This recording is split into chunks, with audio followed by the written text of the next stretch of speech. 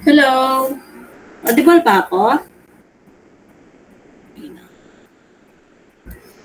Okay, thank you. Hintay tayo ng medyo konti. Bali, by the way, mag-discuss ako ng problem today. Kasi medyo busy yung planta for today's activity. So, wala akong time or wala akong makitang vacant na time para makapag-discuss. Though ito naman, i-discuss ko yung 4 na problem. So, you can take video or recording sa discussion ko for today. Para at least on the spot na lang.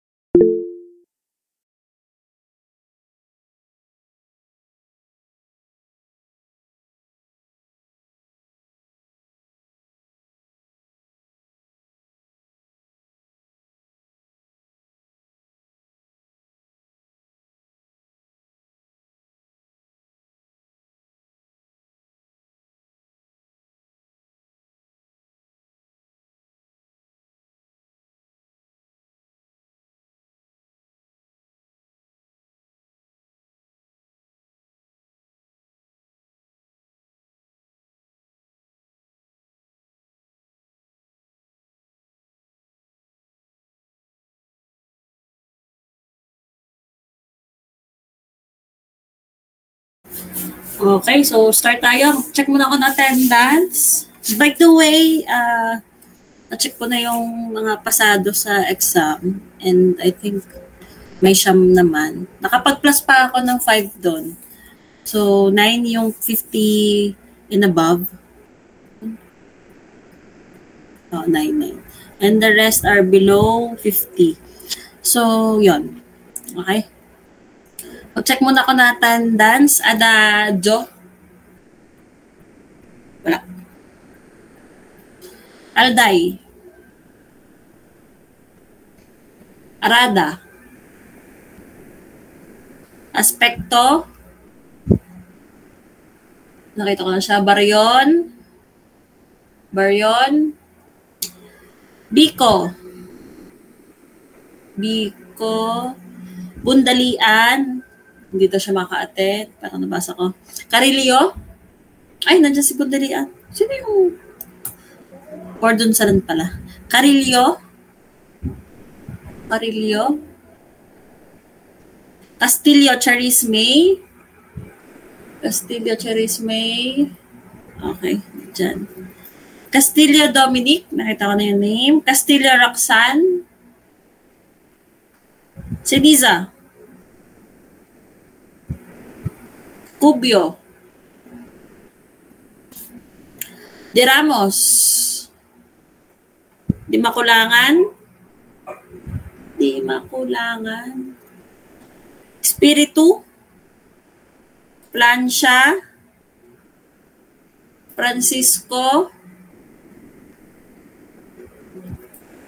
Gloria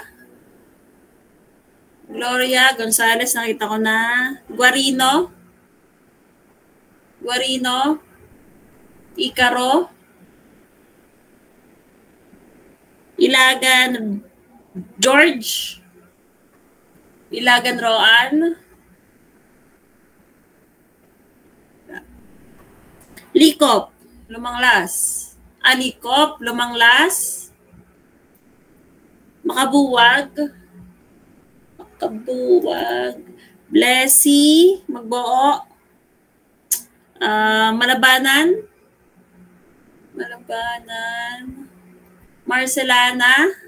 Marceliana. Mendoza Cassandra Gail. Okay, Mendoza Maria Cristina. Mercado Angela Colin.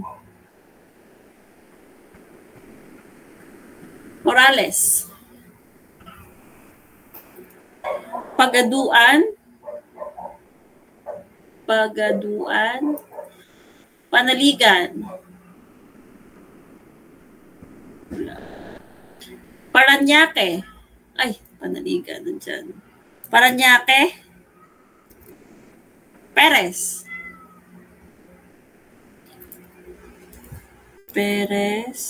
Sadsad. Sanchez.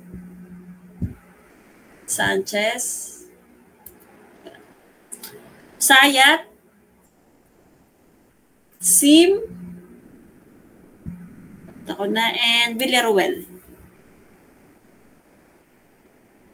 Wala. Okay. So, save ko lang. Good evening. Present po, Dad. Umabot naman. Sige, let's start.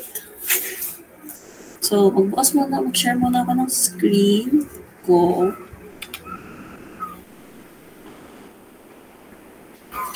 Where am I? Share. So,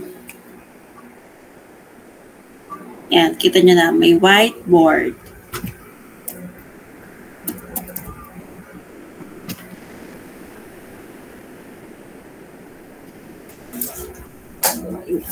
Electric fan.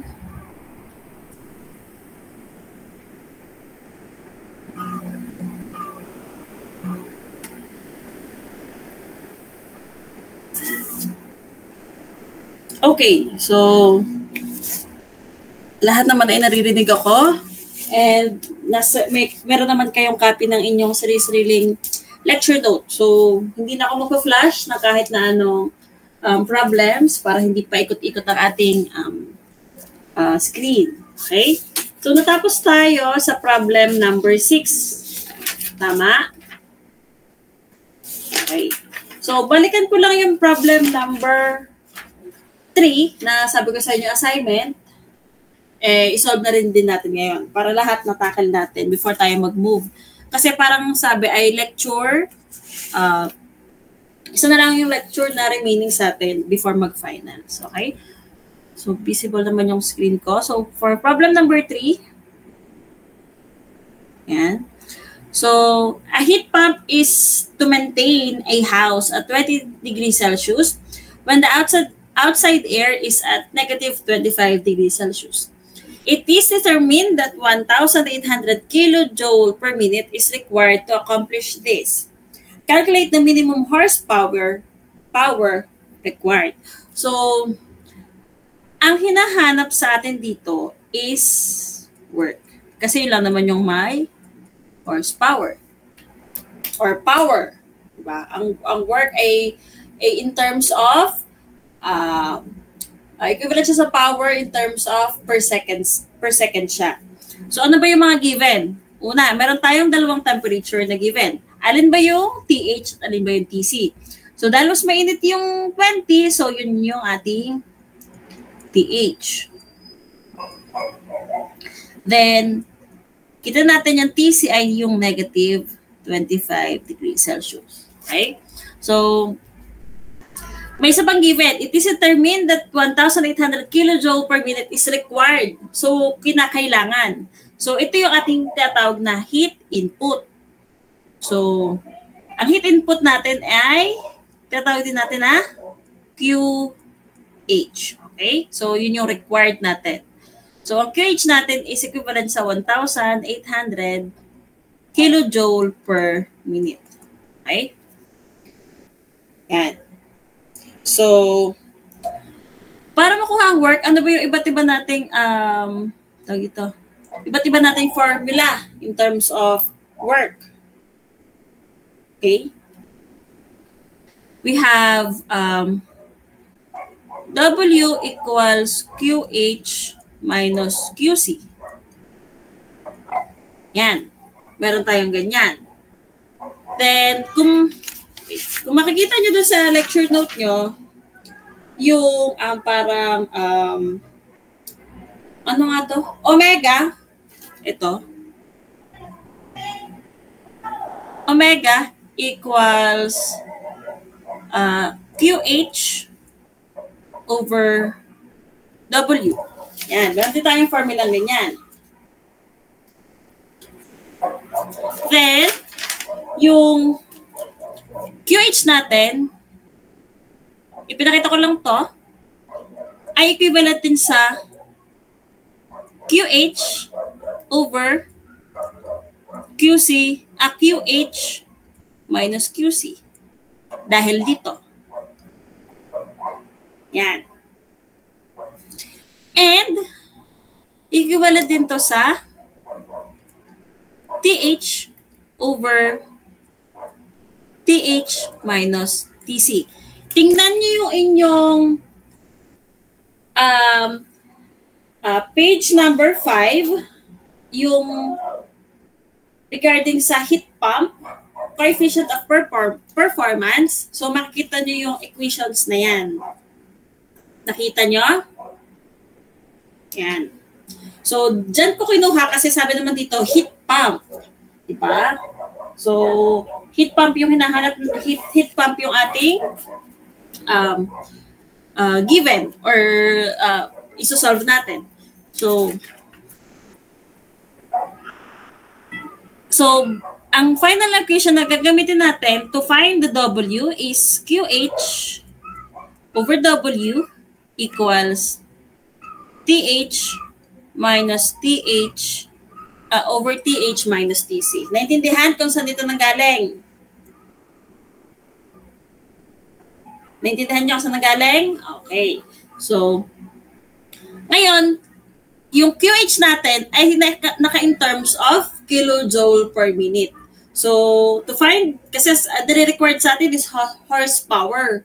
So, kailangan naka-horsepower din yung ating QH. Para hindi na tayo pero pwede naman natin at the end of the natin i-convert. Pero convert natin ngayon. So yung QH convert natin to HP. Okay, QH equals 1/8 kilojoule per minute times 1 minute over 60 seconds times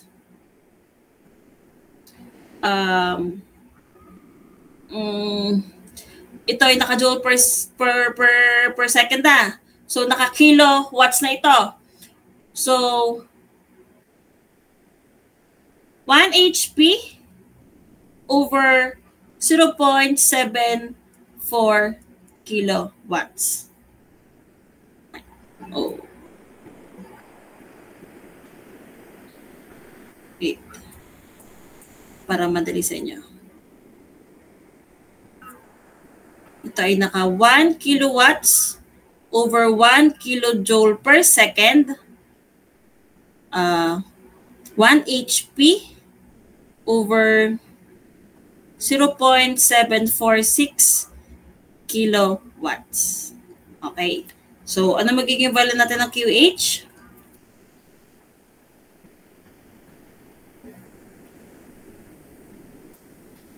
So, ang value ng QH natin ay solve natin yung mata. 1.8 by 60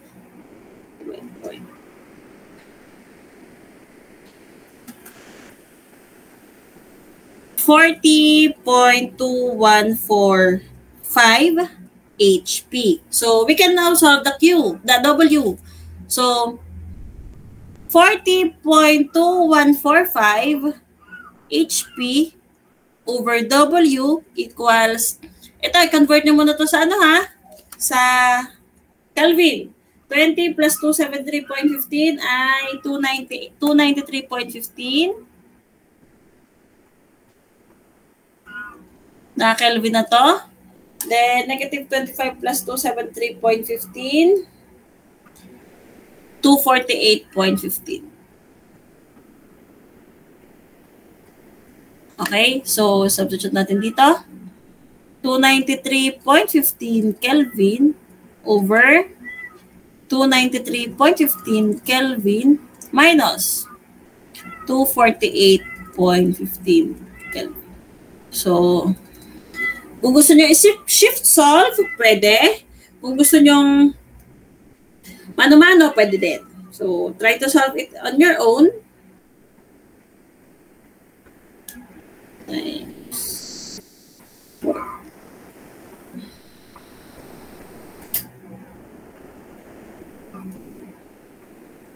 Okay? So, makukuha nyo sagot dapat dyan ay 6, taas naman. Makukuha nyo sagot ay, nasa na yung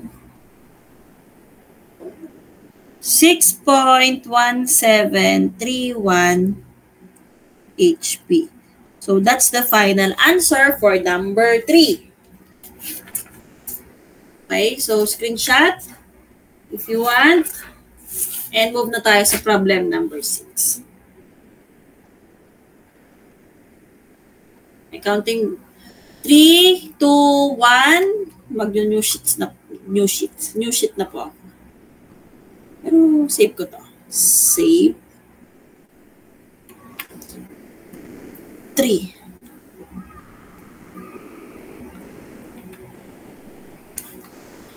Okay. Fine. Yan. So, proceed tayo sa number 6. So, sa number 6, makikita nyo, meron tayong drawing or para siyang illustration. So, isa tong process na may in and may out. Okay? So, you have in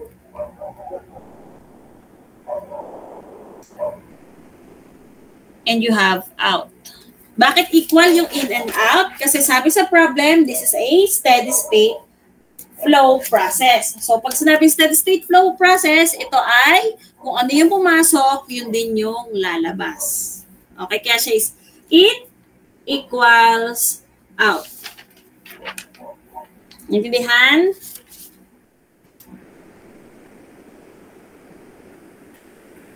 Okay, so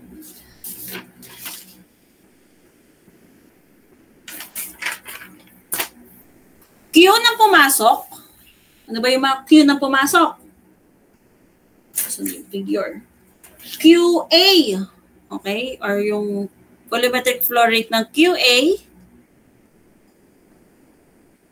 plus nung sa B equals nung sa, ano pa nang itawag natin dyan? Q ng product. Sige, Q ng product. And plus Q lang.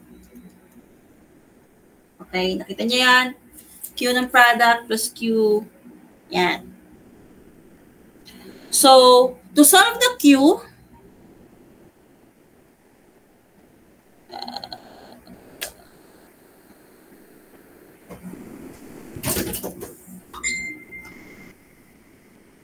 wait lang.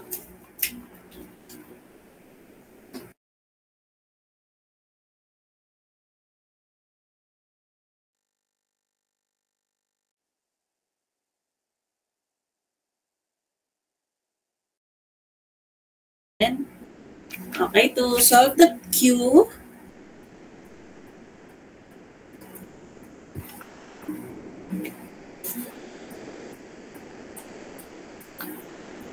wait lang, yung baby ko na dito. Tutulog lang, wait lang. 2 minutes.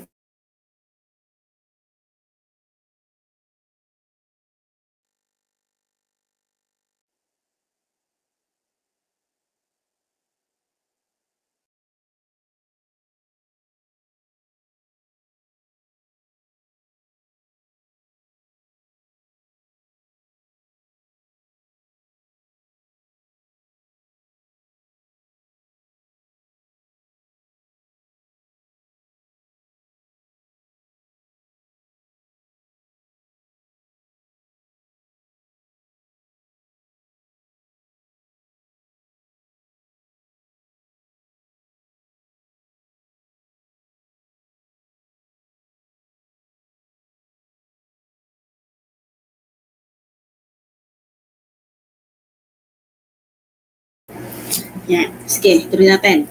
Okay? So, to solve the Q, Q equals N H minus N A H A minus N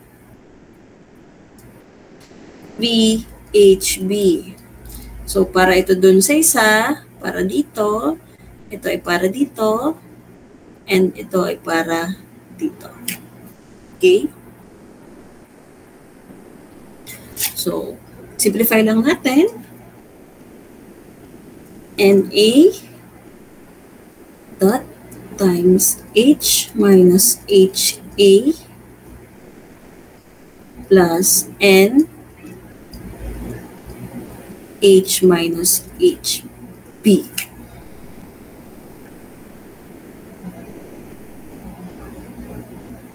Okay? So, simplify ulit natin.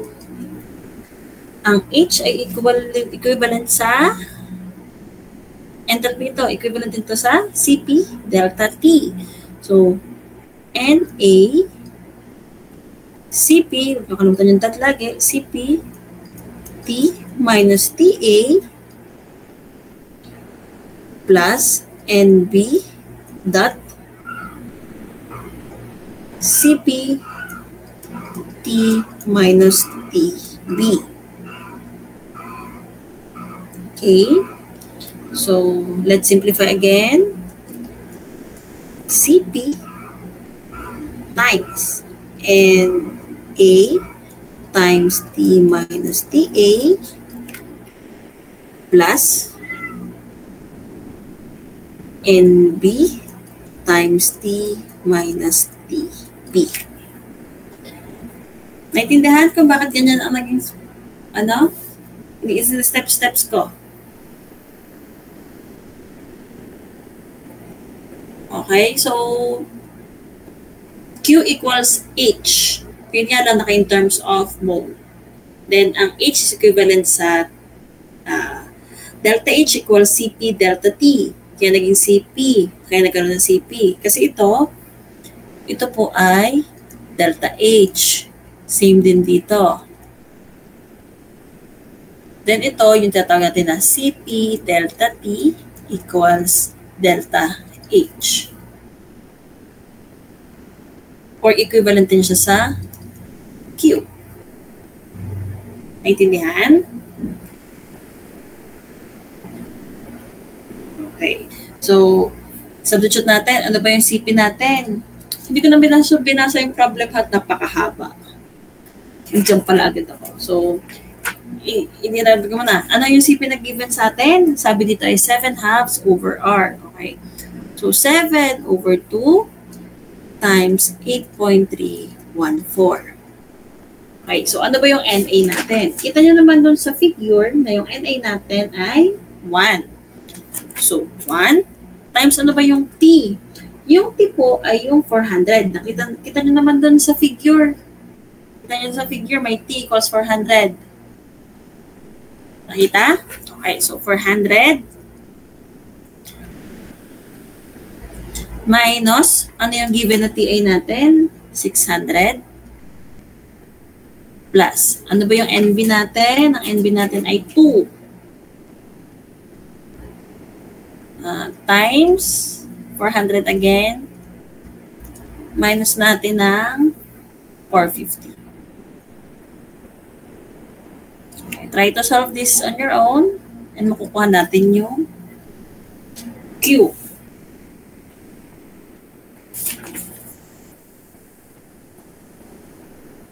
Bale, ang hinahanap dito ay determine the rate of heat transfer. So, ito yung rate of heat transfer, yung Q. Okay, ito yung tinatawag natin na heat transfer, Q. And rate of entropy generation for the process. So, mamaya natin solve yung yung entropy generation. So, ang Q natin ay equivalent sa negative 8,729.7 joule per second. Yan na po yung ating rate of heat transfer. Okay, so isolve naman natin yung rate of entropy generation. So ano ba ang tinatawag natin pagka entropy generation? SG. Hindi po ito Singapore, pero ito po yung entropy generation. So, write this formula sa inyong notes. Since ito ay based sa book na formula, kasi parang hindi ko ito nakita dyan, N S minus N A S A. So, same din dito. So, di ba, kung ano yung pumasok, hindi nyo lumabas. So, ito yung, ipagpalagay nyo na ito yon. Yan, tinatawag ko lang ng entropy. Okay? Delta S. Okay? So, minus N B SB. Hindi po ito no boyfriend since birth, and BSB po talaga to. Then, didagdagan natin. Ano yung didagdag natin? Yung factor ng surrounding. So, yung factor ng surrounding is yung Q over yung temperature ng surrounding. Okay? So, yung T sigma. So, simplify lang ulit natin. And that A times S minus SA plus NB S minus SB minus Q dot T sigma. Again, ano ba yung formula natin ng S, diba? May formula tayo ng S. So, SG, simplify ulit natin, parang kanina lang. CP ln P over TA. So, ganun din yung gagawin natin sa B. And B, CP ln T minus TB minus Q dot T sigma. Simplify natin. Labas natin yung CP. CP times NA and T minus TA plus NB ln T minus TB minus Q dot T sigma. Since meron naman tayong Q, nakuha natin siya kanina. So, direct substitution lang ulit ito regarding doon sa given, mga given doon sa figure. Okay? Ayan. So, CP is again 7 over 2 times 8.314 times 1 ln 400 over 600. Ay, hindi na ba ako 600 pang meron? Plus 2 ln 400 pala ulit yan. Sorry. Ng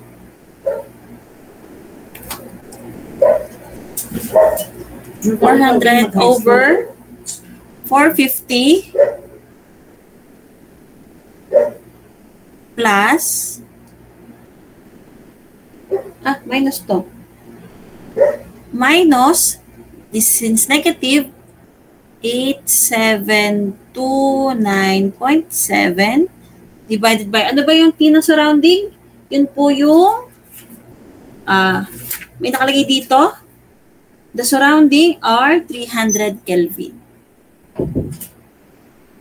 Okay? So, may nakalagay ito sa problem that the surrounding are at 300 Kelvin. Okay? So, yun yung SG. So, try to solve. Ano yung SG natin?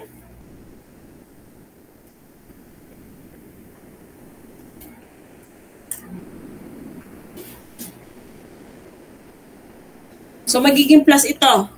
Magiging plus to kasi negative times negative. Inano ko lang. Para at least alam nyo kung bakit siya plus. Okay. So, magiging sagot dyan dapat ay 10.446 joule per Kelvin second. So, ito na po yung sagot sa dalawa. Rate of heat transfer and rate of entropy generation. Nakuha po? Yun. Yan. Okay. So, last two problem tayo. Screenshot if you want. And we'll move tayo sa problem number 7. Mukha siyang madali. Kapag katuloy-tuloy, pag-gets nyo yung concept. Okay? Basta tandaan nyo na yung flow. Mass balance ito. More on mass balance ito. Kaya po ito ay QA. Kaya sinabi ko sa inyo, in equals out. Mahalaga na matandaan nyo na in equals out kapag steady state. Okay, so, screenshot ko ulit ito. Number 2. Ay, hindi pala number. Ano nga ito? Number 6. Sige. So, panibago tayo? New. So, number 7 na tayo, di ba? 7. Since tapos na tayo sa number 6. We're done with number 6. So, 7. Water at 45 degrees Celsius and 10 kPa enters an adiabatic pump. So, Q equals 0, adiabatic. And is discharged at a pressure of 8,600 kPa. Assume the pump efficiency to be 0.75. Specific volume is 1,010 centimeter cube per kilogram. Calculate the ideal work of the pump. So, paano ba natin ito isa-solve? So, we're considering... Paano itong problem? May mga pump yan.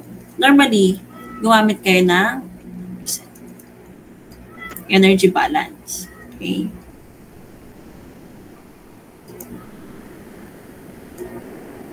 Okay. So, sa energy balance, parang kalokalike lang dito ng dati natin. Delta H equals, mali. Energy balance natin for open system, delta PE plus delta KE equals Q plus WS. So, hinahanap kasi yung work of the pump. Okay. So, yung pump, iisipin natin kung may delta, kung meron ba siyang potential energy, may kinetic energy, yung heat, at saka yung enthalpy niya. Okay? So, since wala man tayong mga ganito, this is all negligible. Wala tayong potential energy, wala din tayong kinetic energy, plus, this is adiabatic kaya Q equals 0. Okay? So, we can say that delta H equals WS. Ano pa yung formula natin regarding delta S? So, hindi natin ito na-encounter. So, according to first law, delta S equals delta U plus delta PV. Or, delta U plus delta PV plus P delta V. Ito yung magkano ha? Ito ay po. Delta yung dalawa. Since you don't have internal energy and you don't have a change in pressure, okay, so we can say that it's 0. So delta H equals P delta V. Equivalent din siya sa WS according dun sa kanina. Diba? So WS equals P delta V. So, yan, meron tayong pressure na given at meron tayong volume na given.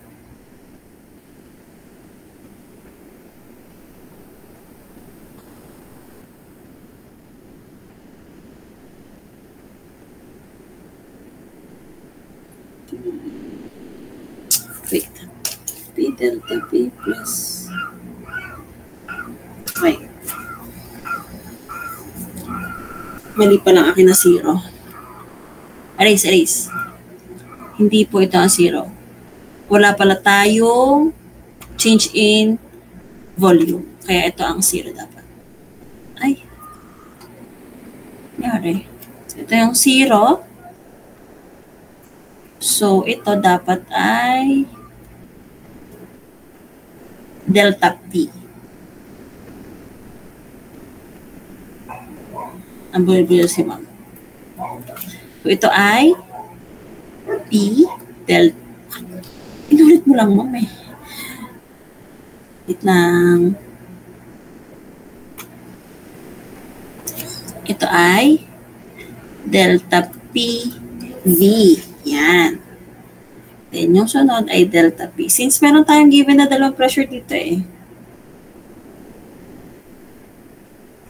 So, constant yung volume. Diba pag constant ang volume, delta equals 0. So, delta PV equals 1,001.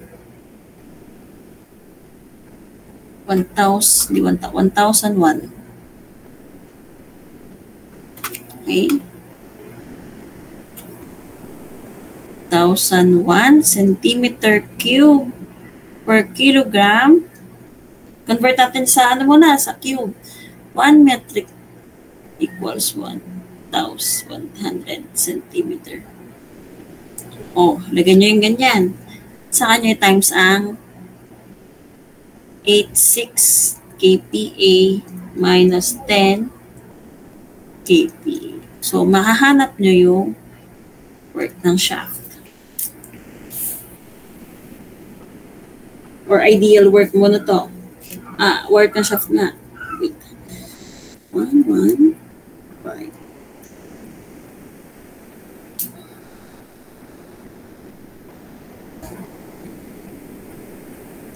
Anong sagot nyo?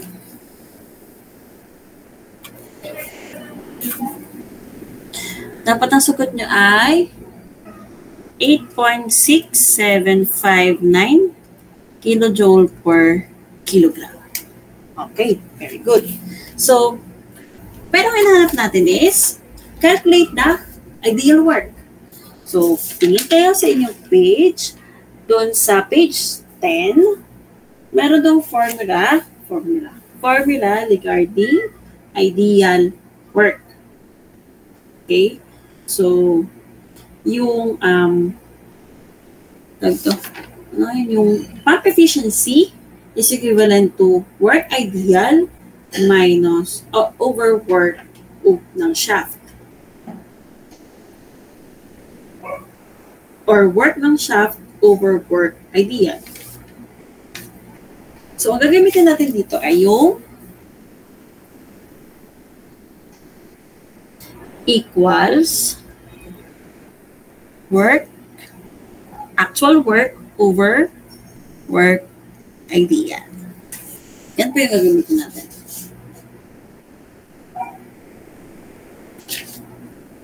So, work ideal equals work over pump efficiency. So, 8.6759 over 0.75. Ano magiging final work ideal natin?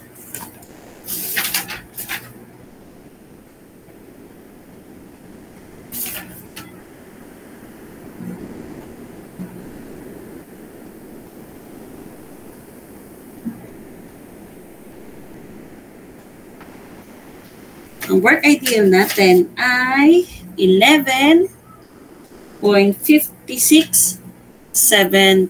Very good. Kilojoule per kilogram. So, yun yung ating final answer. So, bakit yan ay work ideal equals work shaft over thermal efficiency? Kasi, ang sabi dito sa problem natin ay meron na siyang discharge pressure. Okay? So, gumagana na siya. So, yung pump is nag-produce at a certain pressure. So, kaya ang ginamit natin ay work produced. Okay? So, meron na siyang actual na pressure or na work. So, nakapag-generate na siya. So, kaya ang ginamit natin is parang na-maximize mo yung pump itself. Kasi normally sa planta, kinocompute namin yung maximum work na kayang i-produce ng pump. Kasi kapag hindi, nag-design sila, ang ginawa nila minimum. Paano kapag dumating yung point na mataas yung flow rate na ibigay sa pump? So, hindi makikiter ng pump. So, kailangan maximum. So, yun lang yung allowable mo. Then, the downstream will adjust. Kung minimum lang yung ibinigay natin, so, hindi natin mamamaximize yung potential ng pump. So, yun lang yung insight ko regarding sa reality. Kasi araw-araw po akong nakakaharap ng mga pump. Yung mga pump na pinag-uusapan dito natin is araw-araw ko siyang nakikita. Araw-araw ko siyang ino-operate. Kanina, nag-operate ako ng pump. Diba?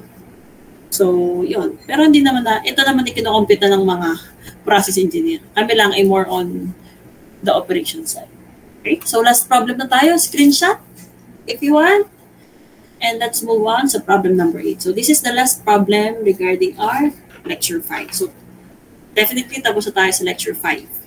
So, next meeting, next week, lecture 6 na tayo, and I think that will be the last topic of our subject. Yeah. Okay, so let's start. Letter number 8. Sabi sa number 8, what is the maximum work that can be obtained in a steady state flow process from 1 mole of nitrogen in its ideal gas state at 800 Kelvin and 50 bar? Take the temperature and pressure of the surroundings as 300 Kelvin and 1.0133 bar. So, given dito, yung nitrogen, yung kanyang table of, yung table D, the thermodynamic properties niya, you have A, B, C, and D. So talagang hindi kayo hinihiwalayan ng temperature dependence. So, ano ba formula natin? Paano mahanap yung work? So, isa natin. So, based sa ating formula, problems, ganyan, meron tayo iba't ibang pwede pang pagkuha ng work.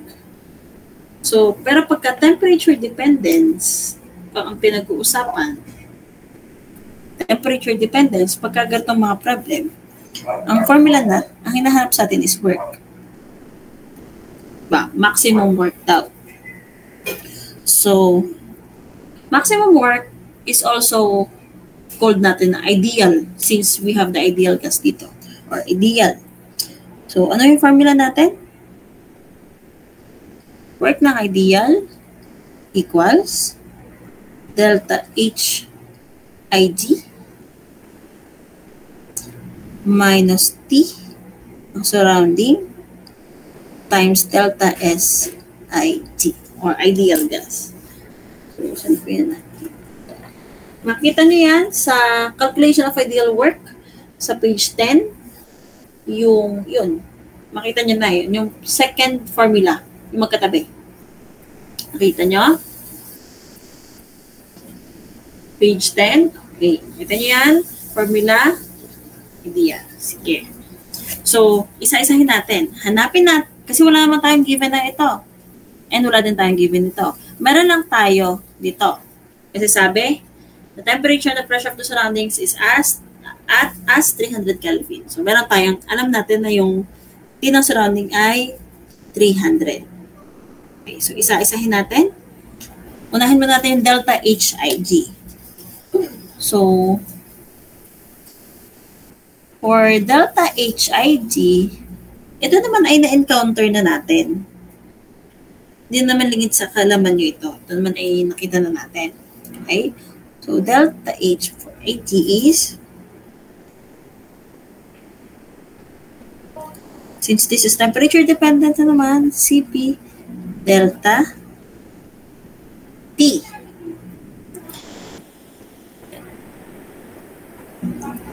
PT, para maganda-ganda. Or, since this is IG, so, equivalent to sa CP ang IGH over R T minus T0. So, ito ay natakal natin during our heat effects. Tandaan niyo pa? Heat effects. Delta H. Tandaan niyo yan. Sige. So, na yung formula lang yun. Siyempre, sulat ulit ni Madam. H over R. H yun na, H.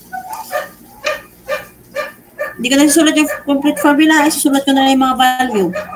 3.280 plus 0.593 times 10 to the negative 3 over 2 times 300 plus 800 plus 0.04 times 10 to the 5th over 300 times 800.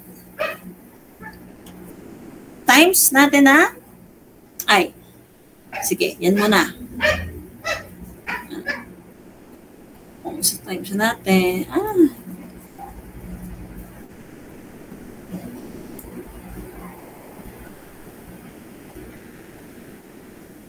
Diretso na natin siya, times na natin siya ng 8.314.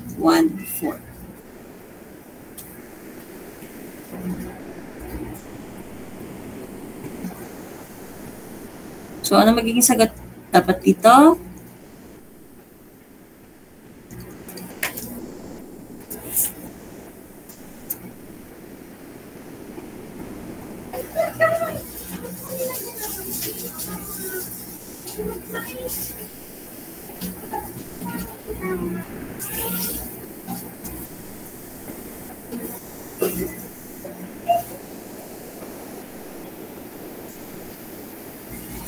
Ang sagot, 30.1201 joule per mole Kelvin. Okay? So, yan yung value natin. Ngayon, ng CP pa lang yan. So, anong value ng delta H natin? Delta H ay G equals 30.1201 over 8.3. Hindi siya 8 times. Kasi meron tayong R dito. So, hindi natin siya 8 times. Kasi na-times na natin siya kanina. So, times na lang natin siya ng 300 minus 800 times tanggalin lang natin yung mole.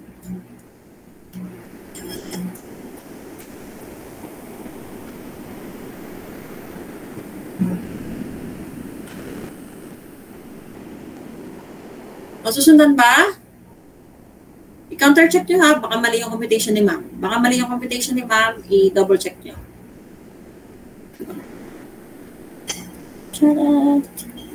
Okay, so dapat ang sagot nyo dito ay negative 1560.05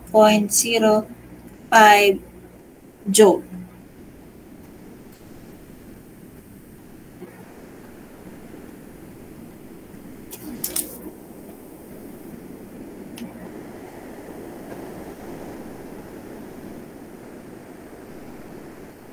Ay, sobra kulang. Oops.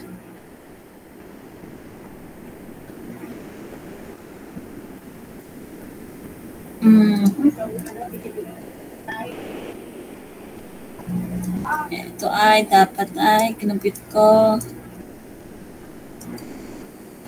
1.5. Kulang ko ng 0 dito. 0.05 joule. Yan. Okay? So, yan yung delta HIG. So, hanapan naman natin yung delta S. Okay? So, to solve delta SIG, ano yung gagamitin nating formula? So,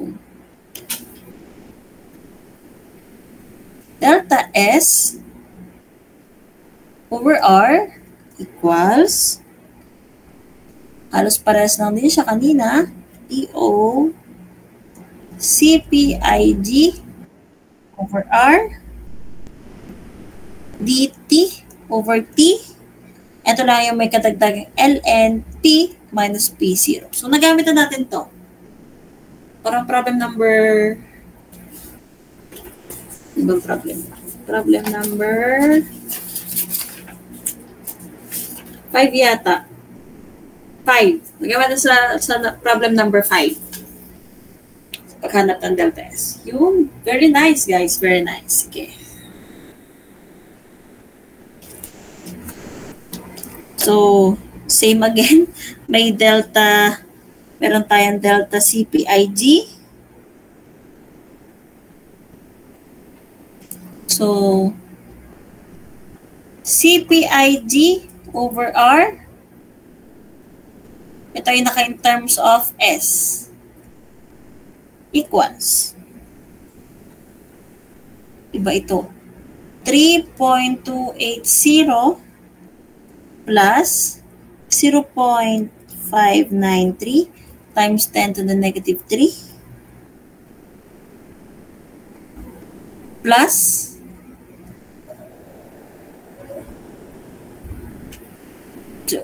ulitin ko. Wait lang. Medyo mahaba-haba ito.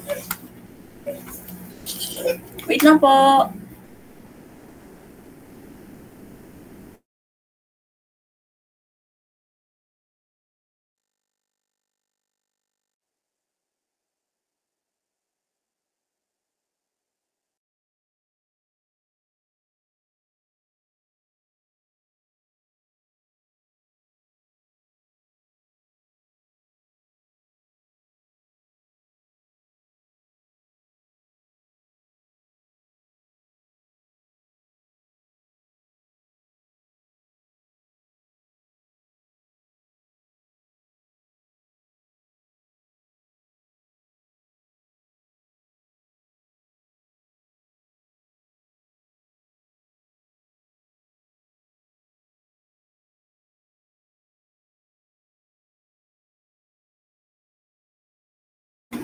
Sorry for the interruption. Medyo hindi kasya yung ating isusolve dito. Baka malito lang kayo sa sinusulat ko. Ayusin ko. Medyo magulo. Yan. So, paliitin ni Ma'am ang kanyang sulat at malalaki.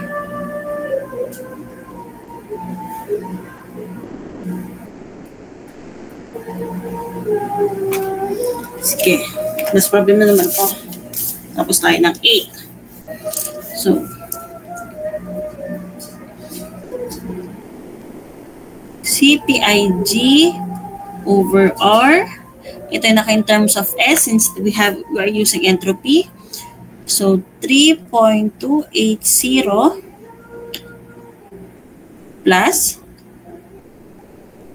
0.593 times 10 to the negative 3 plus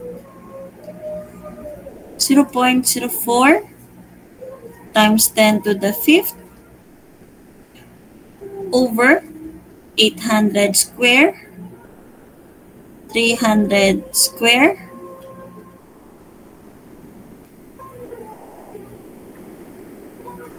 times 300 plus 800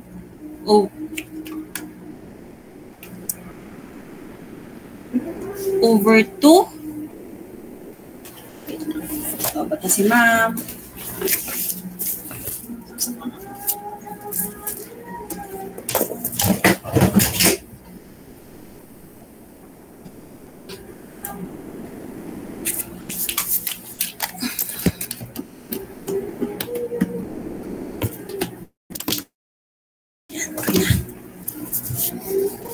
For 2. So, ito yung magkakasama ha. Yan. Times nyo yung buong ito sa 300 minus 800 over ln 300 over 800. Yan. So, ito yung magka-times sa dalawa. Ito. So, yan. Try to solve. Hanapin ko lang yung ano niya. Yan po ay kung mapapansin nyo, page number 7, mean heat capacity, yung second equation, yung mean heat capacity.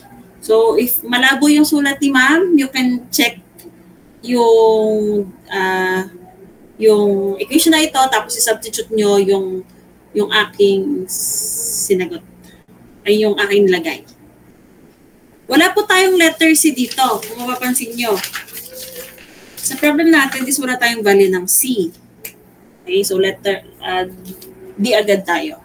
So dapat, ang makuha nyo sa pag-solve nito ay 3.6018. So ito ay naka in terms of CPIG S over R pa ha. Okay. So gamit dito, substitute natin. Delta S. So, delta S IG over R equals CPIG S over R. Yan. Itong integral, i-ln na natin yan. Ilo-logarithmic natin yan. ln, pero you can use pa rin naman to. Pero simplify ko na lang. T0, kaya meron tayong ganito, minus ln P over P0. So, substitute natin, 3.6018 ln 300 over 800 minus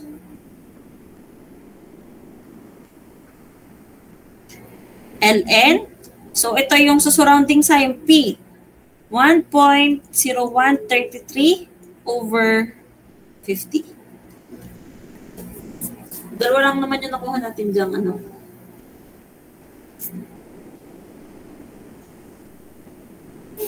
So,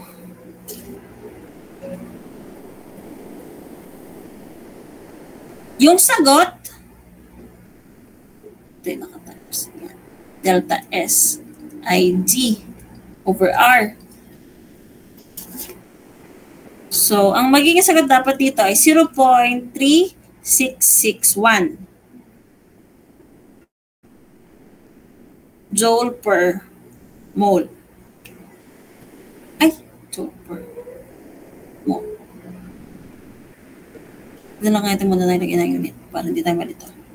Kasi ito times pa natin siya eh.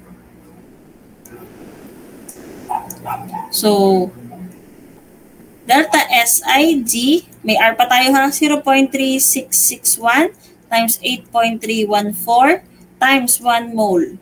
So, dapat joule ang sagot dito. Joule per Kelvin.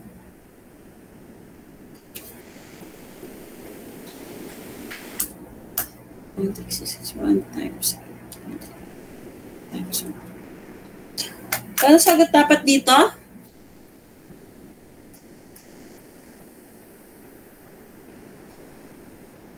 .0438 joule per Kelvin. Yun. Next. So, meron tayo delta S, delta H. So, we can get the work ideal. So, dito ko na nasulat ha. Ito. Oops, sorry. Work ideal equals, ano ba delta S natin and delta H? Negative 1560.05 joule minus ano yung tino-surrounding? 300 times ang delta S natin 3.0438 joule per Kelvin. So, ano yung magiging sagot natin work ideal?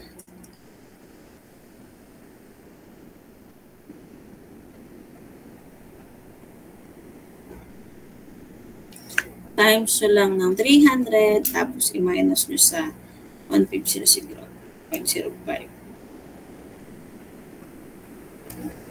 So, dapat sagot yun. Tama si Plessy. Asan na yung up? Negative 15973.07 joule. That's the final answer for number 8.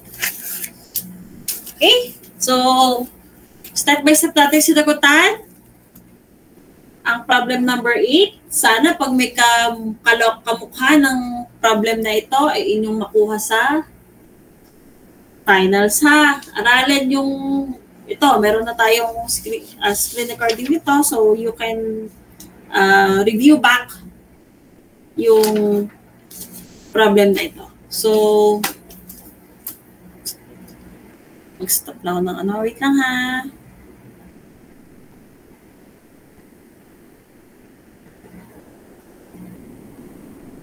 Okay, so yan. We're done. We're done with the problem solving. Screenshot ko lang to. Baka may maghanap ng problem ko. Let number 8. Sige, okay. So, yan. We're done with lecture 5. So, I'm ending the call na. Do you have any question on your mind? So, on Saturday, wala po tayong klase since meron activity ang ChemEng. And please, as in, ang alam ko, part kayo since majority of you are, hindi man majority, marami sa yung second year then, so you will be part of the event. So, yun. Again, yung inyong attendance, please do sign. Yung attendance, kindly kayo na bahala kung sino gusto mag-provide. Ha? And, sorry to say, pero di po makakapunta si ma'am sa inyong event. I want to, but kasi yung planta namin, start up sa Saturday, Sunday. So, si ma'am ay duty sa Saturday at Sunday sa planta. Nagkataon nga lang na kayo ay may event, nagkasabay. So, Siguro kung magkaklase ako that time, hindi ako sure kung saan ako pupunta. Kung sa planta or sa ano, sa pagtuturo. Pero anyways, good luck sa lahat ng mga organizers and sa mga involved sa inyong event. And I hope sana maging successful. I'm praying na maging smooth lahat, walang magkaroon ng problema, aberya, and be safe always. Okay? So again, thank you for attending and see you on next Saturday. Ano naman next Saturday? See you on 27. Pero magkikita naman tayo, magla-lecture naman ako sa 23, pero sa 23 ay, ano lang yun, concept ulit. Concept, then problem solving tayo sa 27. Okay? So, again, thank you for attending and have a nice day still ahead and happy dinner. Bye-bye! Check muna ako na attendance. Ilagan Alday Sanchez. Ilagan Alday Sanchez. Ilagan.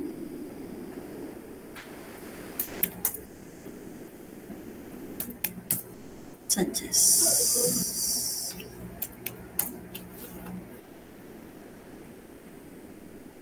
Ano pa ba? Pardon sa lang.